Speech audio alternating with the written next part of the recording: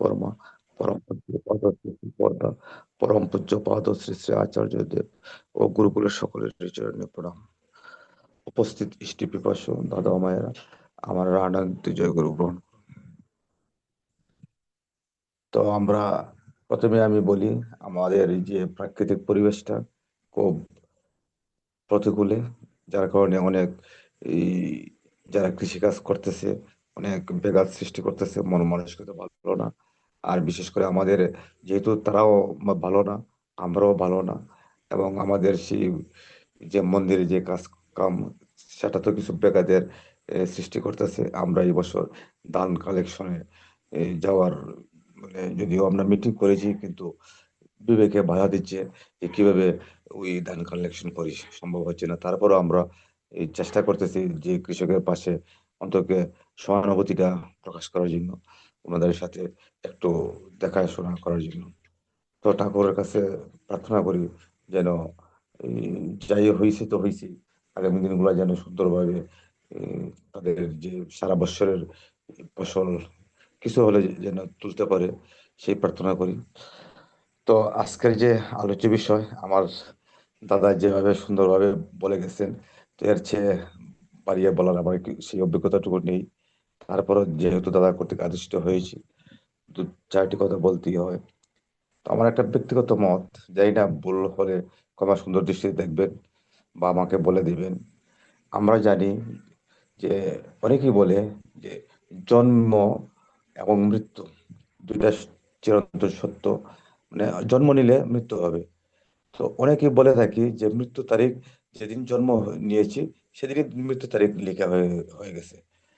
তো ওই জিনিসটার কাছে আমার একটু ব্যক্তিগত দ্বিমত প্রকাশ করে যে, মানে জন্ম নিয়েছি ঠিক আছে, কিন্তু মৃত্যুর তারিখটা আমার মনে হয় লেখা নাই। হয়তো মৃত্যু হবে এটা নিশ্চিত, এটা 100%।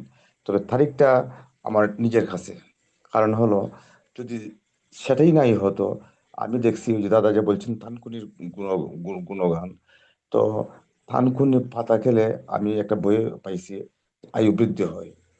তো যদি আমাদের যদি জন্মের সময় যদি আমার মৃত্যুর তারিখটা লিখেই থাকতো, তাহলে ধানমন্ডি পাতা খেলে যে আয়ু বৃদ্ধি হয়, এটা তো মোটেই সম্ভব না, বা এই কথাটা সঠিক না।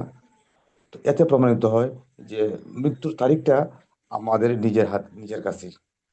উম, মৃত্যু হবে এটা ঠিক আছে, কিন্তু মৃত্যুর তারিখটা আমাদের নিজের উপর নির্ভর।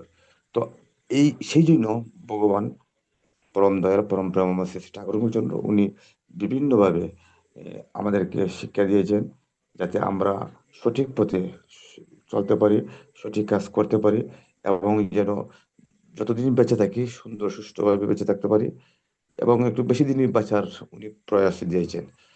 তো আমরা অনেকে অনেক আমাদের নিজের কারণেই এগুলা পারি না। যেমন একটা ইঞ্জিন, যদি ইঞ্জিনটা সঠিকভাবে পরিচালনা করা হয়, একটু লাস্টিং বেশি করবে, দিন বেশি যাবে। আর যদি একটু মানে অন্যভাবে ইয়ে করি, তাহলে দিনটা একটু কম যাবে। ঠিক তদ্রুপ আমাদের দেহটা একটা ইঞ্জিন।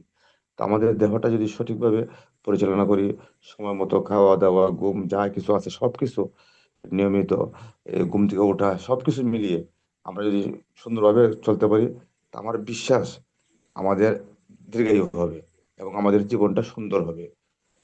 তো আমরা যেন সেই ঠাকুরের ভাবাদর্শে, এই যে ঠাকুর যে বলছেন ভোরে নাম ধ্যান ইষ্টভৃতি, কেন শুধু খালি ইষ্টভৃতি না, অর্থাৎ আমাদের শারীরিক উপকার। আমি যদি সকাল ভোরে ঘুম থেকে উঠি, একটা কথা আছে, সকালে হাওয়া লাগলে গায়ে অনেক দুঃখ বা আহ, জরাজীর্ণ দূরে যায়। তো আমরা যদি এই যে বিষয়টা উম, ভোরে যদি আমরা উঠতে পারি, তখন কি হবে, আমাদের সকালের আবহাওয়াটা লাগলো, অনেক কিছু থেকে আমরা উদ্ধার পাবো। তো এই জন্য ঠাকুর স্থিরবৃত্তিটার এই নিয়ম পরিচালনা করছেন আমাদের দেহটা, আমাদের শরীরটা সুন্দরভাবে গঠন করার জন্য। এবং শুধু এটাই না, আরো অনেক কিছু, দিনটা লম্বা হয়ে যায়, আমাদের যে কাজ, দৈনন্দিন যে কাজকর্ম রিল্যাক্সে করতে পারি। যেমন আমি স্কুলে যাই 8:30টায়, এখন আমি যদি ঘুম থেকে উঠি 7টায় বা 8টায়, তাহলে তো মানে এমন এক অবস্থা, মানে স্বীকৃতি প্রার্থনার নাম ধ্যান দূরের কথা, আমার কর্মস্থলে যাওয়ার জন্য যে প্রস্তুতি খুব তাড়াহুড়ো লেগে যায়। আর যদি আমি ভোরবেলা উঠি, ঠাকুরের সব কাজ করেও আমি রিল্যাক্সে স্নান টান করে খাওয়া দাওয়া করে সুন্দরভাবে যেতে পারি, এবং নিয়মিতভাবে আমার কাজটা মানে আগানো সম্ভব। তো এই জন্য যে ঠাকুর এই যে ভাবে করে না, আশা তার ফলে না, মানে আমরা ভাবতেছি যে অমুকটা করব, এ, কিন্তু যদি এটা যদি আমরা না করি, তাহলে আমাদের কিভাবে আমাদের আশা পূর্ণ হবে? অবশ্যই না। আমাদের করতে হবে। 17 সনে লেখা আছে কিছু করাই পাওয়ার জরুরি। তো আমরা যদি না করি, তাহলে তো আমাদের দুঃখ পিছে থাকবেই। তো যাই হোক, আমাদের চেয়ে আমার চেয়ে অনেক এখানে বিজ্ঞ আলোচক বৃদ্ধ আছেন, বয়স্ক, ওনারা আছেন জ্ঞানী গুণী, ওনাদের কাছ থেকে শুনবো।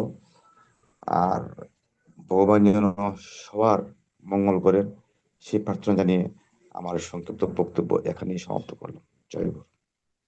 জয়গুরু। আমাদের শঙ্কর প্রকাশ দাদা, অত্যন্ত ভালো লাগছে দাদার কথাগুলো। আমরা মেনে চলার চেষ্টা করব। জয়গুরু।